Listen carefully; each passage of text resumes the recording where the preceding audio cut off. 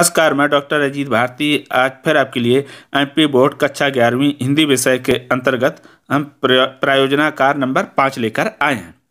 तो देखो, कक्षा 10वीं हो चाहे 11वीं हो 12वीं या 9वीं हो, एमपी बोर्ड ने क्या किया है कि प्रोजेक्ट वर्क के लिए प्रत्येक विषय के लिए उन्होंने विषय खुद दिए, यानी प्रश्न उन्होंने खुद दे के रखे और कहा कि इन्हीं प्रश्नों में से किन्हीं 4 के उन्होंने, हालांकि 2022-23 में 4 प्रश्नों पर प्रोजेक्ट वर्क बनाने के लिए कहा है।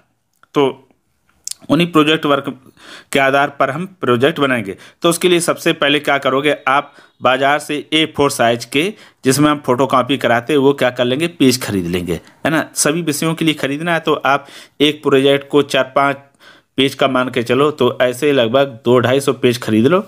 ठीक, तो सबसे पहले उसमें करेंगे क्या, जो फ्रंट पेज रहेगा तो उसमें ऐसे डिजाइन बना लेंगे। जैसे ये हमने कंप्यूटर से डिजाइन बना ली, आप चाहें तो स्केल और कलर स्केच पेन से ऐसे क्या करेंगे, आप डिजाइन बना लेंगे, या फिर जो आपको बहुत अच्छे तरीके से आता हो। मैंने इससे पहले भी डिजाइन बनाकर भी इसमें अपलोड किया, उसको भी देख सकते हैं।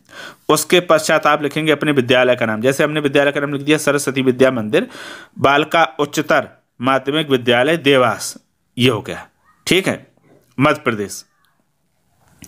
अब आगे फिर लिखेंगे प्रायोजनाकार 5, उसके नीचे लिख देंगे राम रोहिणी पाटिल कक्षा 11वीं। रोल नंबर अगर दिया हो तो लिखे, ना दिया हो तो जब जमा करने से पहले मिल जाए तो लिख देना, नहीं मिले तो ऐसे ही छोड़ देना।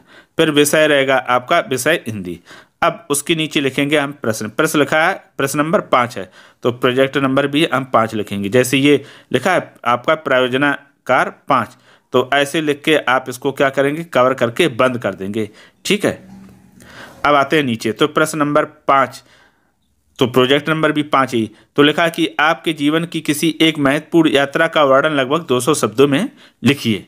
ठीक है, यानी आपने अपने जीवन में कोई यात्रा की होगी, उसी का वर्णन 200 शब्दों में करो। अब कई बच्चे ऐसे कहेंगे हमने आज तक कोई यात्रा ही नहीं की।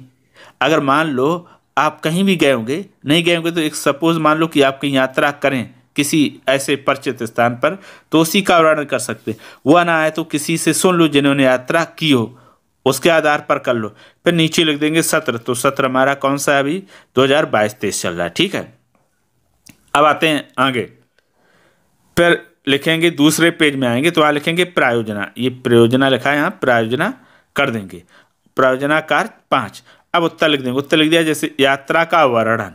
ठीक है, उसके पश्चात लिखेंगे मैं 1 अक्टूबर 2022 को अपने विद्यालय की ओर से उत्तराखंड दर्शन के लिए गई थी, जिसमें 35 विद्यार्थी, एक शिक्षक और एक शिक्षिका का जाना तय हुआ था।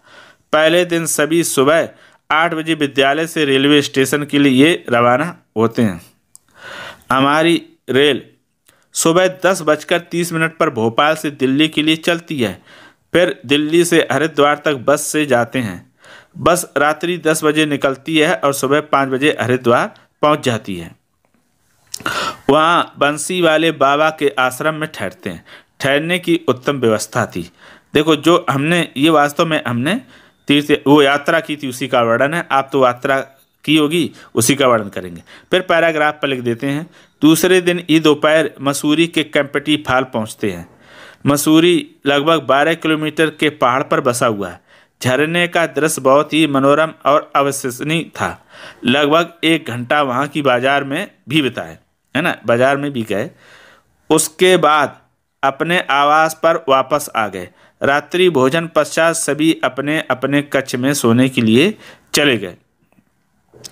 तो देखो, ये हमने मसूरी का एक तरह से जो वो है पहाड़, उसका चित्र डाल दिया। आप चाहो तो चित्र कंप्यूटर से निकाल कर चिपका दो या बना लो। बनाना क्योंकि इस तरह के कठिन होंगे तो आप कंप्यूटर से निकलवा के चिपका सकते हो।